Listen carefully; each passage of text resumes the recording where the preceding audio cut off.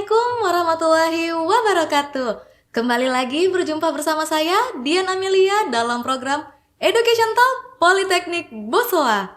Kali ini saya sudah didampingi oleh salah satu ketua Tech Center Politeknik Bosowa sekaligus dosen perpajakan Politeknik Bosowa, ada Ibu Veronica Saridenka ya. Iya, Sudah betul rupanya.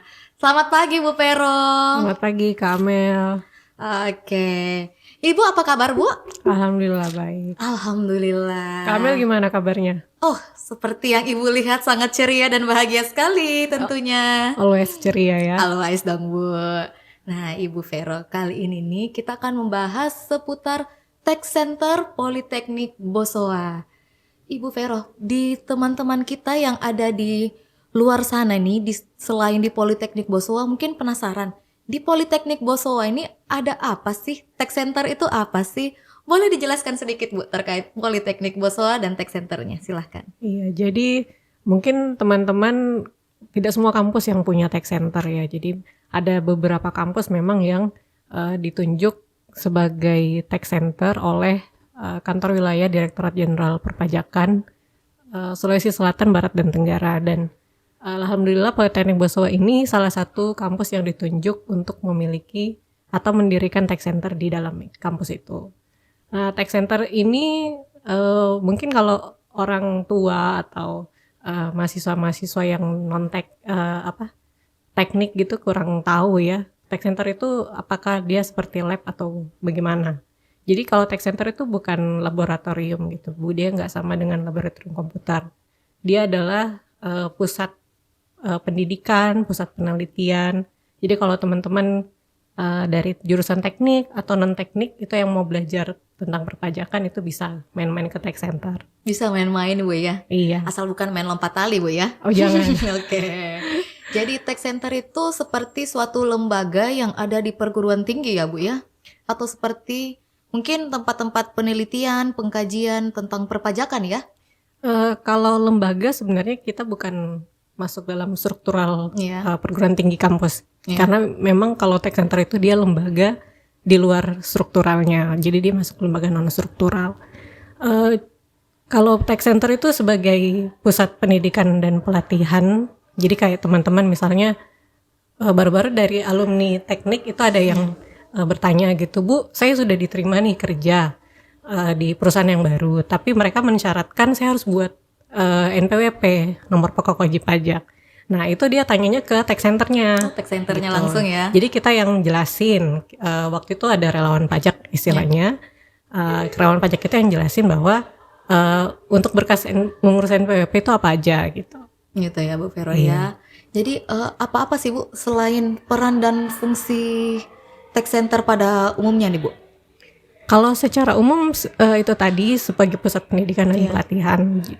Tapi kalau secara khusus di program studi perpajakan khususnya di Politeknik Bosowa, dia sebagai perpustakaannya lah. Perpustakaan dari perpajakan ya? Iya, jadi kita ada dapat supply beberapa buku, beberapa materi dari Kantor Wilayah DJP Sulsel Bartra. Nah, nanti di situ teman-teman dari Prodi Pajak, mahasiswa Prodi Pajak maupun bukan Prodi Pajak itu bisa baca-baca peraturan perpajakan di Tech Center itu. Jadi di Tech Center itu sangat-sangat lengkap ya Bu ya? Segala pengetahuan-pengetahuan terkait perpajakan, relawan pajak, dan Tech Centernya itu ya Bu ya? Jadi kalau misalnya nih Bu ya, saya nih belum punya NPWP nih, atau saya sebagai wajib pajak, berarti saya harus ke Tech Centernya Politeknik Bosowa itu bakalan dibantu nggak Bu? Iya, kalau kita sebenarnya kita ada relawan pajak ya. Relawan pajak itu sebenarnya dibentuk dari Kanwil DJP-nya. Jadi mereka mengadakan proses perekrutan ceritanya, tapi melalui perguruan tinggi. Nah, nanti Tech Center yang bertugas untuk menyeleksi secara internal perguruan tingginya, gitu. Siapa-siapa calon relawan pajaknya. Nah, setelah menjadi calon relawan pajak, itu akan dapat pelatihan dari Kanwil DJP. Nah, nanti dari situ ditentukanlah apakah dia lolos sebagai relawan pajak atau bukan. Ada syarat-syarat nggak nih Bu? Kalau syarat-syarat sebenarnya dari DJP intinya adalah statusnya mahasiswa. Pernah juga waktu itu dia merekrut non mahasiswa juga gitu. Tapi kalau yang dari mahasiswa itu tax centernya yang sama prodi perpajakan yang menentukan gitu. Misalnya kayak ada standar IPK, terus ada harus urus berkas CV kayak gitu aja. Jadi seperti itu ya Bu ya. Jadi relawan pajak nih kalau misalnya di Politeknik Bosowa ada maksimum ini enggak sih Bu? Maksimum batas per orangnya itu harus berapa orang dari Politeknik Bosowa, terus akan ditempatkan di DJP mana aja, apakah langsung di pusatnya atau dibagi di beberapa kanwil-kanwilnya Bu? Kalau dari penempatannya itu sebenarnya bukan kita yang menentukan, termasuk juga dengan jumlah relawan pajaknya. Jadi kanwil DJP menginfokan ke kita kira-kira dia butuhnya berapa orang nih dari setiap kampus, karena selain Poltek Bosowa sebenarnya ada juga tax center di kampus-kampus lain, tapi tidak semua kampus. Ya. Misalnya di Poltek Bosowa misalnya butuh 10 orang nih. Jadi kita adakan perekrutan, kita open rekrutmen untuk mahasiswa perpajakan dan non perpajakan. Jadi yang teknik sama perhotelan juga bisa daftar. Nanti dari situ ditentukanlah diseleksi yang 10 orang itu gitu. Nah, penempatannya itu sebenarnya ditentukan dari kanwil DJP-nya juga.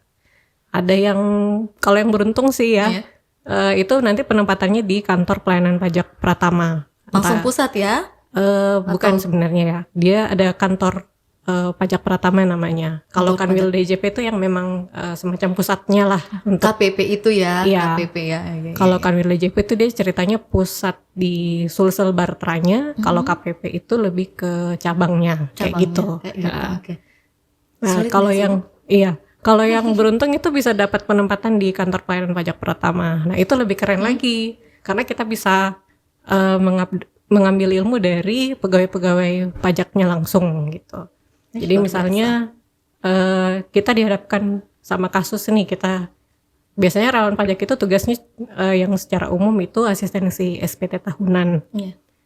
Nah nanti ketika misalnya ada pengusaha itu yang agak bingung gitu ya bagaimana cara mengisi SPT, itu relawan pajak itu bisa langsung membantu. Nah, kalau memang ada kendala ya, misalnya pengusahanya nggak punya KTP misalnya, atau pengusahanya ternyata ganti nama perusahaan, nah itu bisa langsung konsultasi ke pegawainya langsung gitu. Ke pegawainya. Iya. Nah itu lebih banyak lagi pengalamannya, karena kalau yang di KPP itu relawan pajaknya bukan hanya asistensi SPT, tapi mereka juga ikut terlibat dalam kegiatan pajak bertutur namanya. Pajak bertutur. Nah, itu kegiatan nasional itu. Jadi seluruh tax center ya, kalau pajak bertutur? Seluruh tax center, kantor pajak Pratama di semua kota. Itu diikuti oleh Direktur Jenderal Pajak sama Menteri Keuangan. Ibu Sri Mulyani. Ibu Sri Mulyani ya, wah. Jadi ini untuk teman-teman yang ada di Politeknik Bosowa, khususnya prodi perpajakan ataupun yang non teknik ataupun teknik, boleh, sangat-sangat boleh untuk bergabung di relawan pajak. Mungkin sudah ada yang penasaran nih Bu, kapan sih relawan pajak dibuka kembali?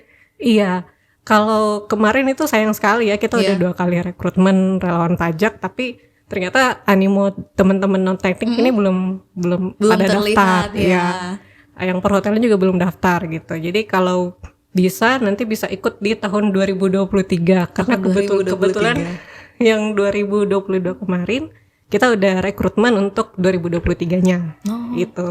Jadi kita proses perekrutmennya sekarang di akhir tahun untuk tahun depannya kayak gitu. Jadi kalau teman-teman mau ikut 2024 bisa daftarnya nanti di akhir tahun 2023. Dan itu setahun ya Bu ya, masa kerja dari relawan pajaknya? Iya, jadi masa relawan pajaknya itu setahun. Sebenarnya nggak cukup 12 bulan ya, karena pendayagunaan relawan pajak itu masanya mulai dari Januari sampai September. Iya, tapi itu ada lumayan loh 9 bulan itu. 9 bulan sudah dapat pengalaman, sudah dapat berbagai ilmu. Apalagi sih sebenarnya ya. Itu nanti dapat piagam penghargaan juga kalau kita ikut aktif ya. Ikut aktif itu kita dapat piagam penghargaan yang sertifikatnya itu nasional. Sertifikat nasional. Iya. Jadi masuk di perpajakan nih sudah dapat banyak-banyak sertifikat ya. Ada sertifikat keahlian ya dari perpajakannya, bagi akuntansi atau apa itu Bu?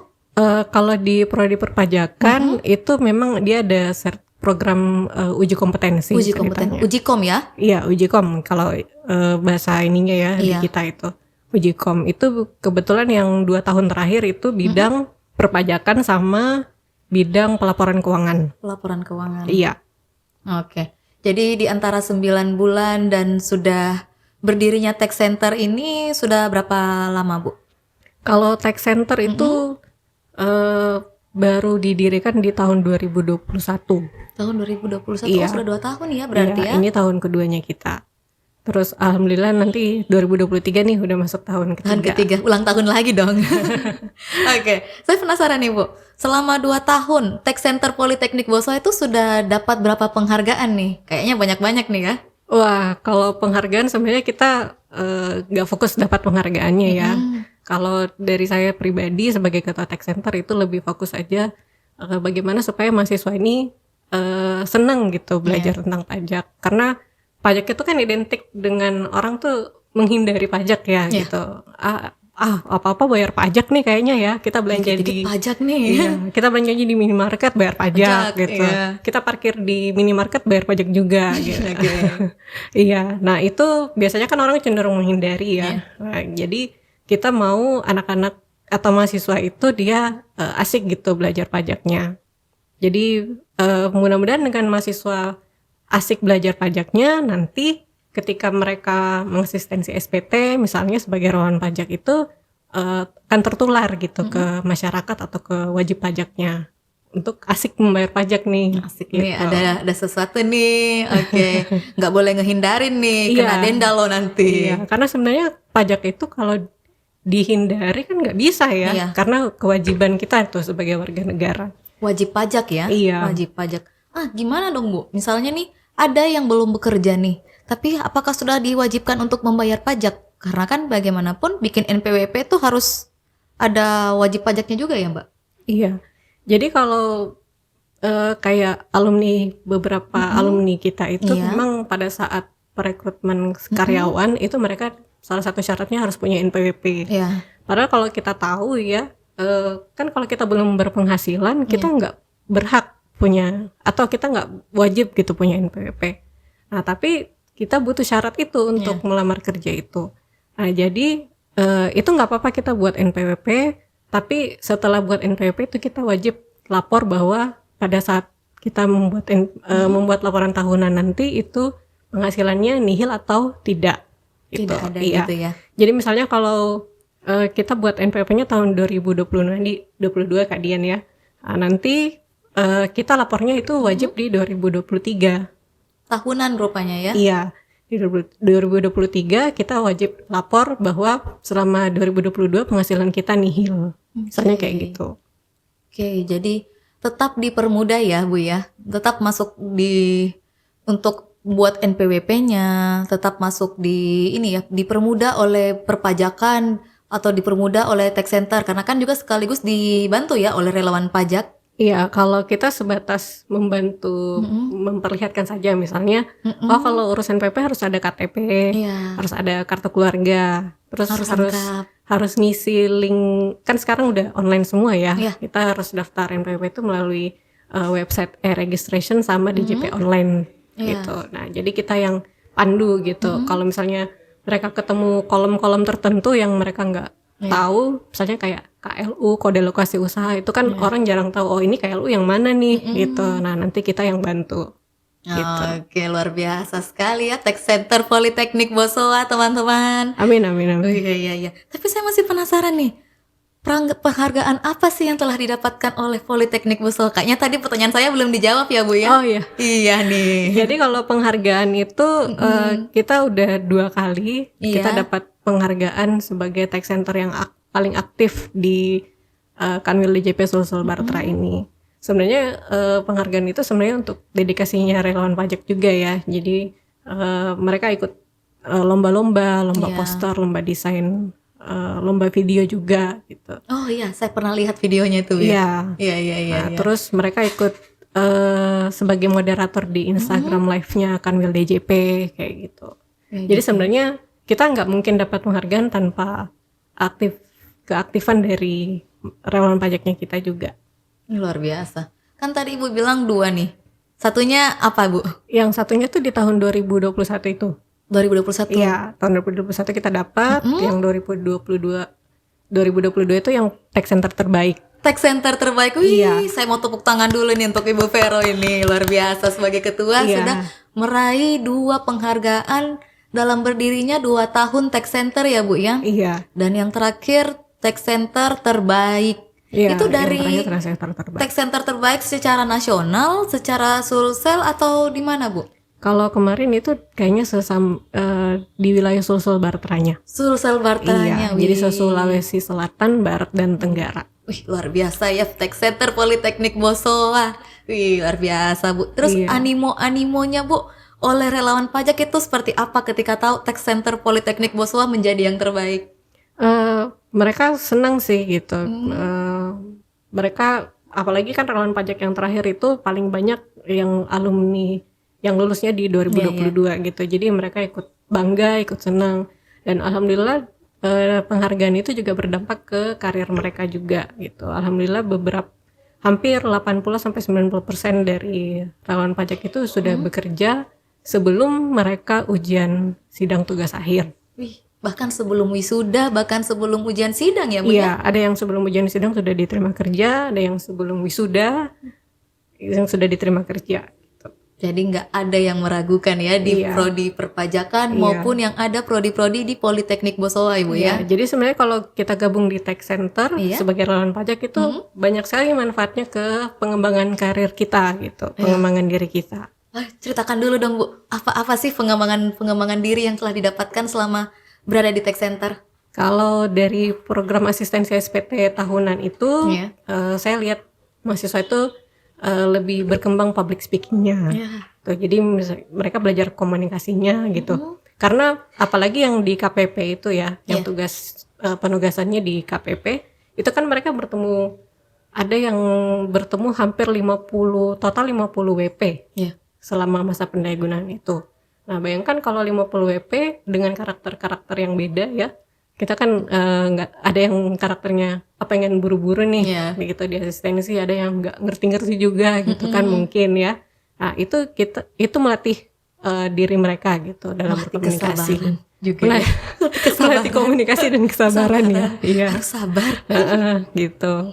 Terus mereka juga diajarkan untuk kreatif gitu. Misalnya, kalau sekarang kan rata-rata orang udah ada handphone nih misalnya untuk misalnya ke foto KTP sama yang harus diupload itu harus di PDF kan gitu. Nah itu mereka bisa pakai teknologi terbaru kayak gitu.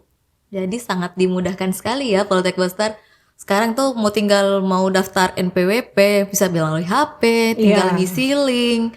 Kalau nggak bisa daftar NPWP tinggal daftar ke Tech Centernya langsung bisa nanti kita bantu. Jadi mungkin bagi teman-teman yang ada di Poltek Boster atau dimanapun Anda berada, Tech Center Politeknik Bosowa membuka lebar-lebar pintunya untuk masyarakat juga ya. Iya, kalau untuk sementara kita belum open lagi untuk umum ya. Iya, itu sebenarnya kebijakan itu dari Kanwil DJP juga. Kanwil DJP, gitu, tapi kemarin-kemarin tetap terima ya. Kalau kemarin itu yang tahun pertama itu ada waktu pandemi ya, karena pandemi itu mereka buka untuk yang mahasiswa sama non mahasiswa gitu. Nah, di Poltek Bosowa itu diminta untuk cari non mahasiswanya juga. Non mahasiswanya juga. Tapi yang di tahun 2022 ini khusus mahasiswa aja gitu. Dari khusus mahasiswa tapi nggak melulu harus perpajakan, boleh dari perawatan perbaikan mesin, teknik listrik, mekatronika, bahkan perhotelan Ibu ya. Iya. Jadi sangat membuka peluang lebar-lebar ya tentang apa sih Tech Center itu, belajar apa sih di sana. Iya, karena kebetulan kemarin kita ditunjuk juga sebagai kampus pertama inisiator ceritanya dari program inklusi kesadaran pajak. Boleh ceritakan sedikit nggak, Bu? Nah, jadi dari Kanwil DJP dia program nasional sebenarnya untuk diedukasi dosen-dosennya untuk menerapkan nilai-nilai kesadaran pajak di mata kuliah. Nah, tapi yang mata kuliah tertentu saja dulu ya.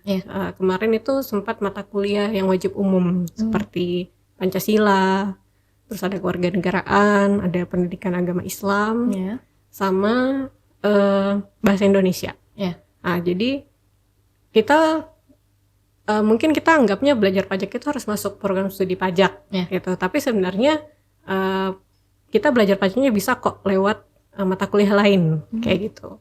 Jadi kita bisa ambil dari mata kuliah Pancasila tadi, kewarganegaraan, bahasa Indonesia, sama pendidikan agama. Anggaplah contoh agama Islam ya, pendidikan agama Islam. Nah, di situ diterapkan nilai-nilai bahwa kita membayar pajak itu sebagai bentuk ibadah gitu. Jadi selain kita kan wajib patuh nih kepada Tuhan Yang Maha Esa. Nah, tapi kita juga wajib patuh terhadap pemerintah juga gitu. Nah, itulah. Jadi wajib bayar pajak. Iya, jadi disitulah diselipkan nilai-nilai pajaknya. Kalau kayak Pancasila dan kewarganegaraan itu diselipkan nilai-nilai bahwa bukti cinta kepada negara itu melalui bayar pajak itu. Banyak gitu. Filosofinya ya, Bu? Iya, jadi mungkin kalau jurusan teknik atau perhotelan itu kan mereka pikirnya kita ngapain nih belajar pajak gitu ya. Tapi sebenarnya pajak itu umum gitu, umum, dan pajak itu adalah bukti kalau kita bayar pajak itu kita membuktikan bahwa kita mencintai tanah air kita, kayak gitu. Jadi yang cinta tanah air wajib bayar pajak lah tentunya, harus. Sudah harus wajib, harus lagi. Kan warga negara Indonesia. Kalaupun bukan negara Indonesia yang tetap tinggal di Indonesia wajib kayaknya ya bayar pajak juga ya.